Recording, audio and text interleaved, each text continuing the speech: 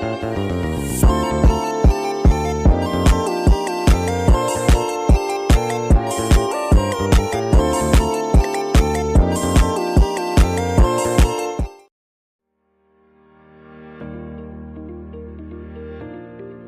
di dalam SAKFF sendiri itu menjelaskan bahwa persediaan itu merupakan bentuk dari aset yang untuk dijual dalam kegiatan usaha normal dalam proses produksi untuk dijual atau dalam bentuk bahan serta perlengkapan untuk digunakan dalam proses produksi. Itu merupakan definisi persediaan menurut SAKFF.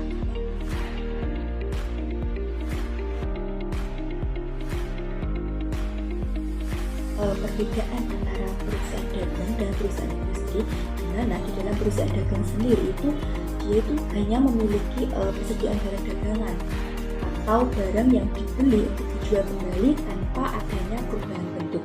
Nah, sedangkan dengan perusahaan industri itu dia itu yang pertama itu dia persediaan bahan bakunya itu sebagai bahan utama untuk proses produksi. Nah, yang kedua, persediaan barang dalam proses itu merupakan produk yang sedang dalam tahap produksi. Dan yang ketiga itu dalam persediaan barang jadi itu merupakan produk yang telah selesai diproduksi dan siap untuk dijual kembali. Itu perbedaan antara perusahaan dagang dan perusahaan industri menurut persediaannya.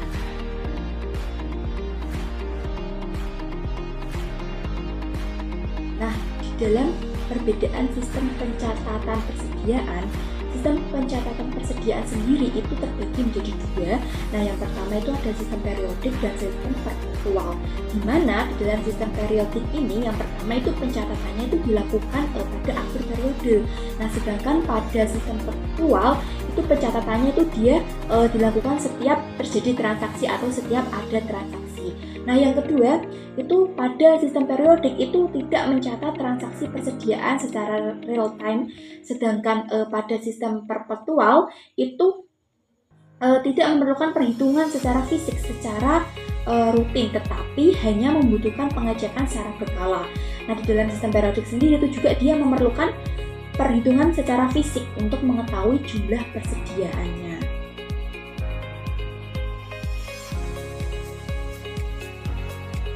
Nah, untuk mengetahui persediaan akhir pada tahun 2017 pada soal, kita harus melakukan langkah pertama dulu. Yang pertama itu menyusun data transaksi, di mana di dalam data transaksi ini itu sudah diketahui pada soal ya.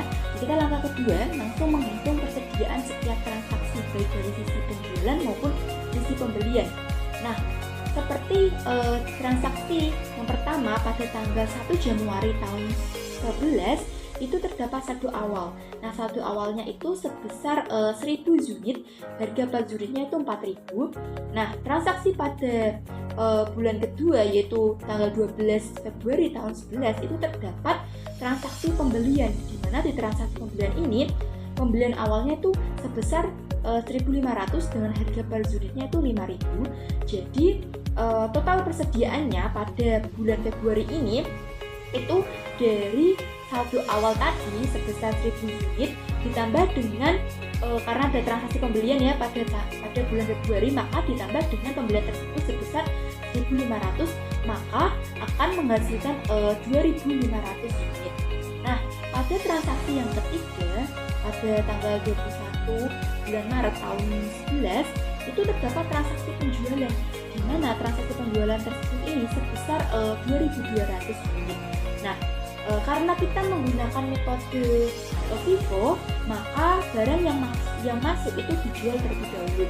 Tadi seperti tadi itu kan ada saldo awalnya yang masuk terlebih dahulu itu sebesar 1000 unit, maka akan habis.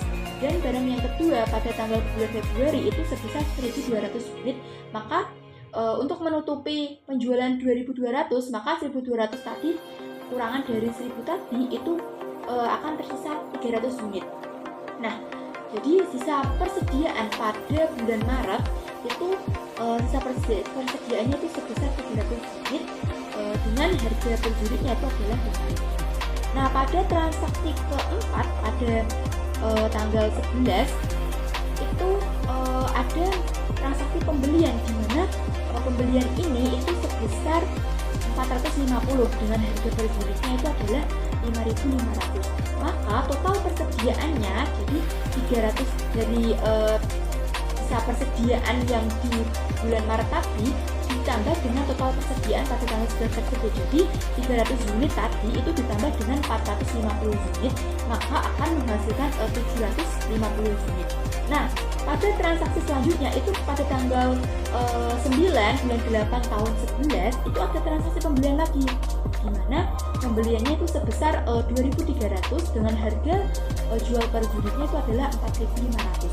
Jadi total persediaannya dari sisa persediaan pada mulai tanggal 21 Maret sampai dengan tanggal 9 bulan 8 tahun 11 itu ada yang pertama itu sisa total persediaannya itu ada 300 unit tadi sisa dari bulan sebelumnya.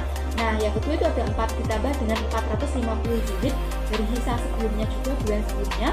Nah, ada juga ditambah dan karena ia ada transaksi pembelian, maka ditambah dengan pembelian tadi sebesar 2.300 unit, maka totalnya itu akan menghasilkan 3.050 unit. Nah, di dalam transaksi selanjutnya itu pada tanggal 21 bulan 9 tahun 11 itu ada transaksi lagi, namanya itu transaksi penjualan sebesar 500 unit. Maka karena seperti yang saya katakan tadi, karena kita menggunakan metode FIFO, maka barang yang masuk itu akan dijual terlebih dahulu. Jadi barang yang masuk mulai awal tadi, sisa tadi itu kan 300 ya, mulai dari bulan Maret, maka 300 unit tersebut itu akan habis dan kan masih kurang untuk menutupi penjualan 500. Maka sisa persediaan yang kedua di bulan yang kedua tadi itu 200 tadi itu untuk menutupi kekurangan dari 300 tadi untuk memenuhi 500 penjualan tadi, maka hanya tersisa 250 unit saja.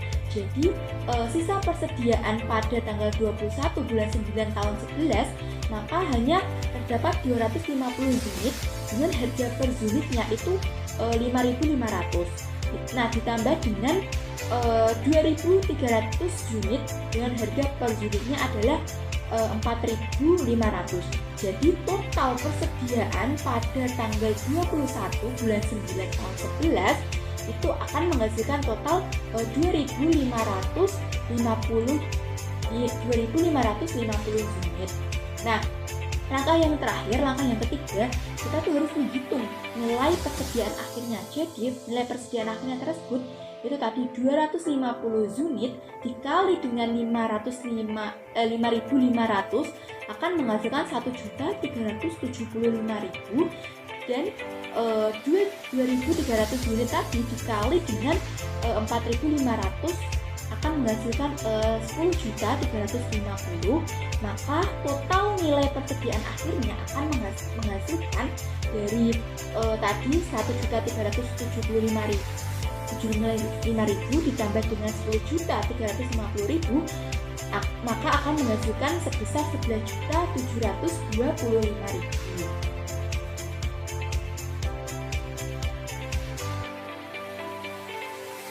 Jadi seperti yang diketahui di soal yang dipertanyakan yaitu hitunglah nilai kerugian PT PEL atas barang dagangan yang terbakar pada perusahaan dengan menggunakan metode laba bruto.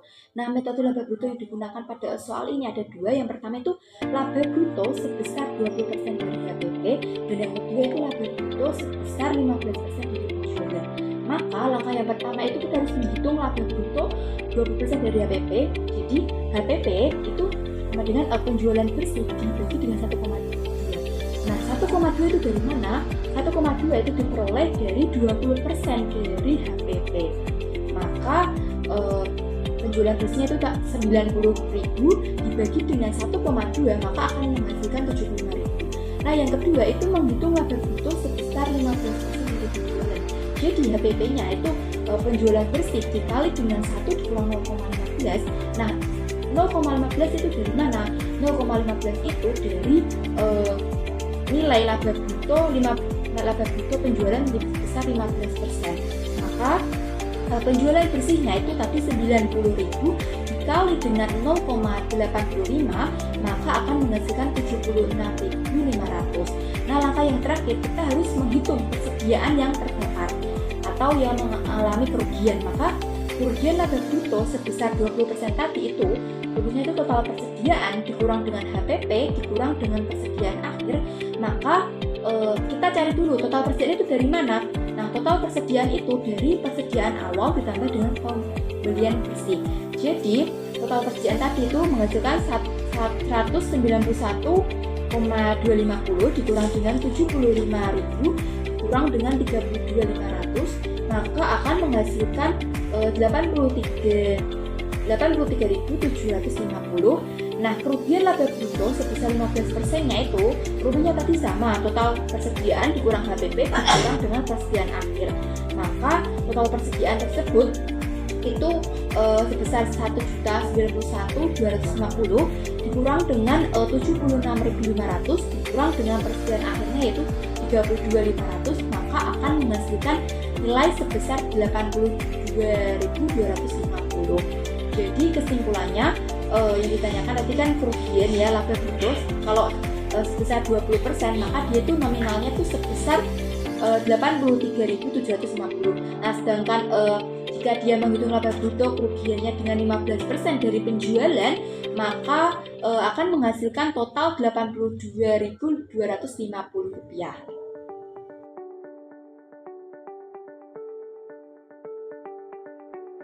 Nah, jadi untuk menghitung persediaan akhir pada PT APO tersebut pada per 31 Maret tahun 2012 harga pokoknya per kos itu.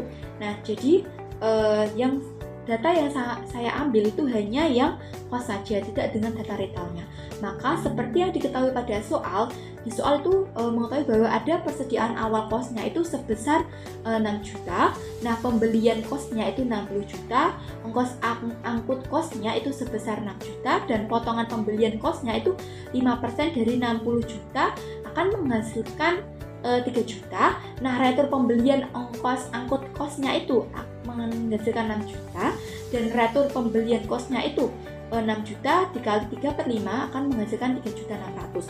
Jadi langkah yang pertama kita harus menghitung pembelian bersih, di mana pembelian bersih itu rumusnya pembelian ditambah ongkos angkut ditambah dengan pembelian ditambah dengan ongkos angkut dikurang dengan potongan pembelian dikurang dengan retur pembelian dikurang dengan purchasing. Nah, jadi pembelian tersebut itu kita masukkan, jadi 60 juta itu pembelian ditambah dengan ongkos angkutnya itu 6 juta dikurang dengan potongan pembeliannya sebesar 3 juta dikurang dengan retur pembeliannya sebesar 6 juta dikurang dengan purchasingnya itu 3.600.000 maka akan ditotal menjadi 53.400.000. Nah, langkah yang kedua itu kita harus menghitung barang yang tersedia untuk dijual. Maka barang yang tersedia untuk dijual itu rumusnya persediaan awal ditambah dengan pembelian bersih.